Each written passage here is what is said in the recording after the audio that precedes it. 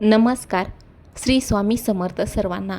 पुन्हा एकदा तुमच्या सर्वांचं अगदी मनापासून माझ्या या छोट्याशा यूट्यूब चॅनलमध्ये स्वागत आहे. हिंदू धर्मातील विशेष करून महाराष्ट्रात अतिशय उत्साहाने साजरा केला जाणारा एक महत्त्वाचा सण आहे.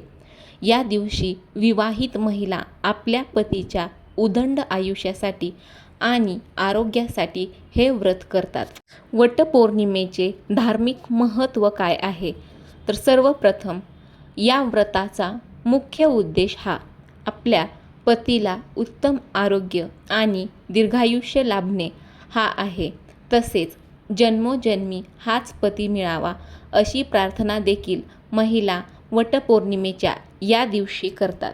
या सणामागे सती सावित्रीची पौराणिक कथा आहे. सावित्रीचा पती सत्यवान याचा अल्पायुषी असल्यामुळे मृत्यू झाला होता. जेव्हा यमराज सत्यवानाचे प्राण घेऊन चालले होते तेव्हा सावित्रीने आपल्या बुद्धीच्या चातुर्याच्या आणि पतिव्रताच्या बळावर यमराजाला प्रसन्न केले. तिने यमराजाकडून आपल्या पतीचे प्राण परत मिळवले. सावित्रीने सत्यवानाचे प्राण परत मिळवले तेव्हा ते दोघे एका वडाच्या झाडाखाली होते. म्हणूनच या दिवसाला वटपौर्णिमा म्हणतात आणि वडाच्या झाडाची पूजा केली जाते. वडाच्या झाडाची ही पूजा का केली जाते? त्या पूजेचे महत्त्व काय आहे? तर वटवृक्षाचे म्हणजेच वडाचे झाड आयुष्य सर्वात जास्त असते. या वडाच्या झाडाचे आयुष्य हे सर्वात जास्त असते आणि त्याच्या पारंब्याचा विस्तार देखील खूप मोठा असतो.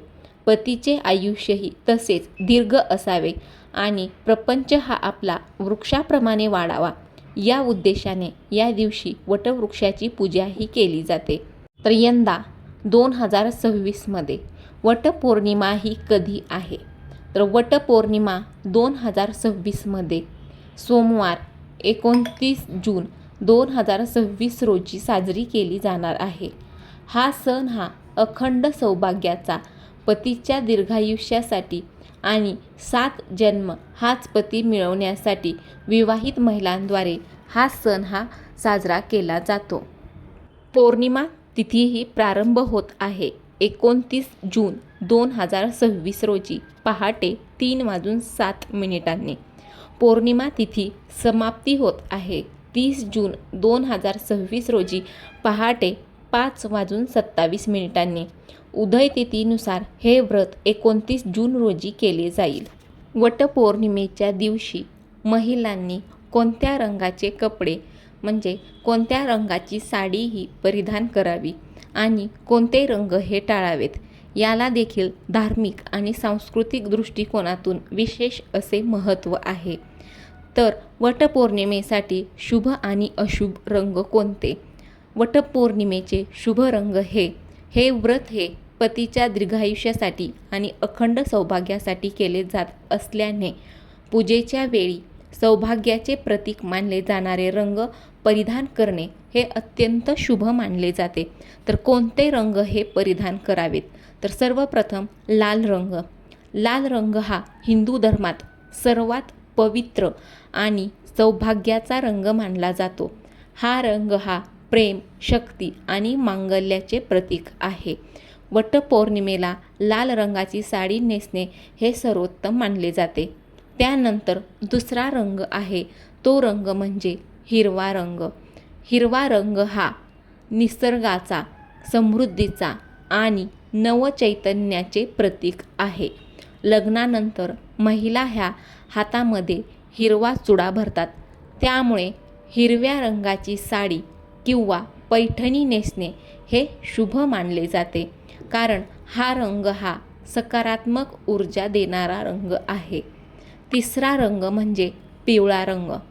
पिवळा रंग हा ज्ञान, पवित्रता आणि आनंदाचे प्रतीक आहे. पूजेमध्ये हळदीला देखील खूप महत्त्व आहे.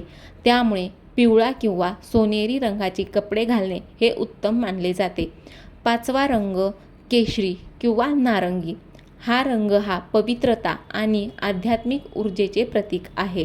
पूजेच्या वातावरणामध्ये हा रंग हा अधिक प्रसन्नता आणतो. त्यानंतर 5वा रंग हा आहे गुलाबी रंग. गुलाबी रंग हा सौम्यता आणि प्रेमाचे प्रतीक आहे. हा रंग देखील शुभ मानला जातो. तर ताईंनो, हे 5 रंग आहेत शुभ रंग: लाल, हिरवा, पिवळा, केशरी आणि गुलाबी रंग. वटपौर्णिमेचे अशुभ रंग कोणते? वटपौर्णिमेच्या दिवशी तुम्ही कोणत्या रंगाची कपडे घालू नयेत? कोणते रंग हे वापरणे वर्ज्य मानले जाते? तर सर्वप्रथम काळा रंग. काळा रंग हा का वर्ज्य मानला जातो? कारण काळा रंग हा नकारात्मकता, दुःख आणि अंधाराचे प्रतीक मानला जातो. हिंदू धर्मात कोणत्याही शुभ कार्यात किंवा पूजेमध्ये काळा रंग हा पूर्णपणे वर्ज्य आहे. हे सौभाग्याचे व्रत असल्याने वटपौर्णिमेला काळ्या रंगाची साडी किंवा कपडे हे अजिबात घालू नयेत. त्यानंतर पांढरा रंग. पांढरा रंग हा देखील शांततेचं प्रतीक असला तरी भारतीय संस्कृतीत तो वैधव्याशी जोडला गेला आहे. विवाहित आणि सौभाग्यवती महिलांनी धार्मिक विधी करताना पूर्ण पांढऱ्या रंगाचे कपडे नेसणे टाळायचे आहे. जर साडी पांढरी असेल आणि त्याला मोठी लाल किंवा हिरवी बॉर्डर असेल तर ती चालू शकते, परंतु पूर्णतः पांढरी साडी ही नेसू नये. तिसरा रंग हा गडद करडा, जांभळा, निळा. खूप गडद किंवा निरुत्साही रंग पूजेच्या वेळी सकारात्मक ऊर्जेत अडथळा आणतात, त्यामुळे हे रंग देखील तुम्ही टाळायचे आहेत. वटपौर्णिमेला रंगांचे एवढे महत्त्व का आहे? तर रंग हे लाल, पिवळा आणि हिरवा हे रंग परिधान केल्याने मन हे प्रसन्न होते आणि पूजेमध्ये मन आपले एकाग्र होण्यास मदत होते. हे रंग हे वातावरणातील सकारात्मक लहरी आकर्षित करतात आणि आपल्या सौभाग्याची वृद्धी देखील होते. सण उत्सवांमध्ये नटण्याला आणि विशिष्ट रंग वापरण्याला स्त्री शक्ती आणि सौभाग्याचा आदर करण्याचे साधन मानले जाते. जेव्हा सर्व महिला ह्या एकत्र येऊन हे शुभ रंग परिधान करतात तेव्हा सामाजिक वातावरण देखील आनंदी आणि सुसंवादी बनते.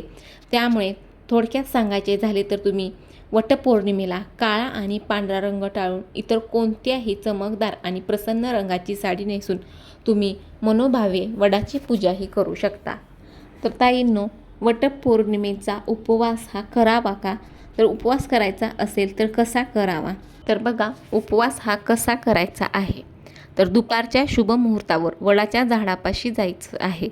वडाची मनोभावे पूजा करून त्याला 7 वेळा पांढरे सूत गुंडाळावे आणि पतीच्या दीर्घायुष्यासाठी प्रार्थना करायची आहे. पूजेनंतर सती सावित्रीची कथा वाचावी किंवा ऐकायची आहे. घरी आल्यावर पतीच्या पाया पडून त्यांचे आशीर्वाद हे घ्यावेत. उपवास हा कधी आणि कसा करावा? वटपौर्णिमेचा उपवास करण्याच्या 2 पद्धती प्रामुख्याने पाळल्या जातात. तुम्ही तुमच्या कौटुंबिक परंपरेनुसार एका पद्धतीने उपवास हा करू शकता. पद्धत क्रमांक 1: पूजा झाल्यानंतर फराळ किंवा जेवण करणे. बहुतेक घरांमध्ये महिला ह्या सकाळी वडाची पूजा पूर्ण होईपर्यंत पूर्ण कडकडीत उपवास करतात. पूजा पूर्ण झाल्यानंतर आणि पतीचे आशीर्वाद हे घेतल्यानंतर महिला ह्या उपवास सोडतात. तर उपवास करत असताना काय खावे? उपवास सोडताना पुरणपोळी, वरण भात, भजी किंवा सात्विक अन्नाचे जेवण केले जाते. काही ठिकाणी उपवासाचे पदार्थ साबुदाणा खिचडी, फळे, वरीचा भात खाऊन उपवास सोडला जातो. आणि पद्धत क्रमांक 2 म्हणजे दिवसभर उपवास करणे आणि दुसऱ्या दिवशी उपवास सोडणे. तर वटपौर्णिमेच्या दिवशी दिवसभर कडकडीत उपवास केला जातो. दिवसभरात फक्त फळे, दूध किंवा पाण्याचे सेवन केले जाते. रात्रीही उपवासाचेच पदार्थ खाल्ले जातात आणि दुसऱ्या दिवशी सकाळी देवाची पूजा करून नेहमीचे जेवण करून उपवास सोडला जातो. उपवासाचे महत्त्वाचे नियम काय पाळायचे आहेत? तर सर्वप्रथम, जर तुम्ही गरोदर असाल, आजारी असाल किंवा उन्हाळ्याचा त्रास होत असेल तर कडकडीत उपवास करू नका.